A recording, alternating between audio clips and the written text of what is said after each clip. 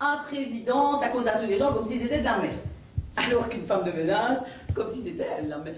Il était président, elle, femme de ménage, et lui chaman, des rencontres improbables dans un lieu improbable entre la vie et la mort. Il s'agit de l'hôtel des Deux Mondes, un lieu où personne n'a ni vraiment tort, ni vraiment raison.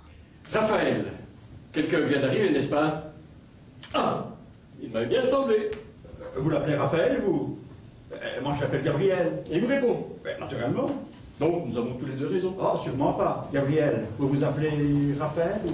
Il y a un lieu qui a été désigné pour être un lieu de conversation entre les gens qui sont dans un passage entre la vie et la mort.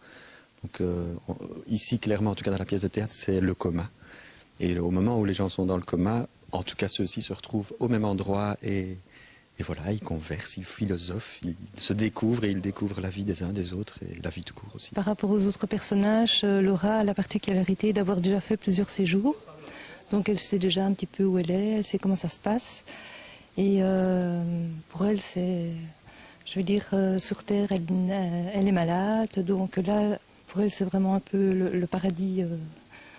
Le paradis, elle peut se permettre de rencontrer des gens, de vivre normalement, de marcher, d'espérer tomber amoureuse. L'occasion aussi pour les protagonistes de discuter et réfléchir sur ce qu'ils ont raté, réussi ou pourraient améliorer dans leur vie, et ce s'ils peuvent reprendre l'ascenseur.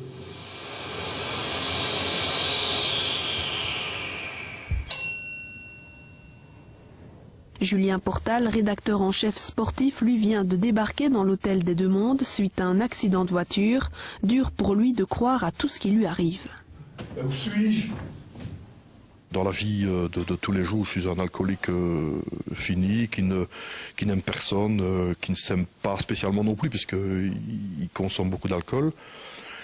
Et puis ici, il découvre des tas de choses, il doit se remettre en cause, il ne croit pas à toutes ces bêtises de l'au-delà et des choses comme ça, et puis il commence à se poser des questions, et puis il trouve l'amour aussi. Et voilà, je dis amoureux. Je n'ai pas eu d'accident. J'ai dû me rendre compte que je somnolais lorsque je suis entré me reposer dans ce motel.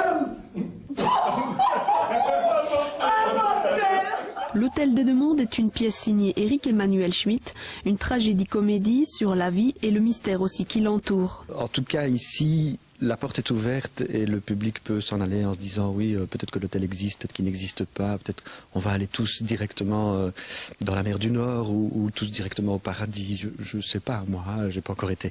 Mais si j'y vais et que j'y reviens, c'est promis, je le raconterai à tout le monde. On ne peut pas appeler cet ascenseur.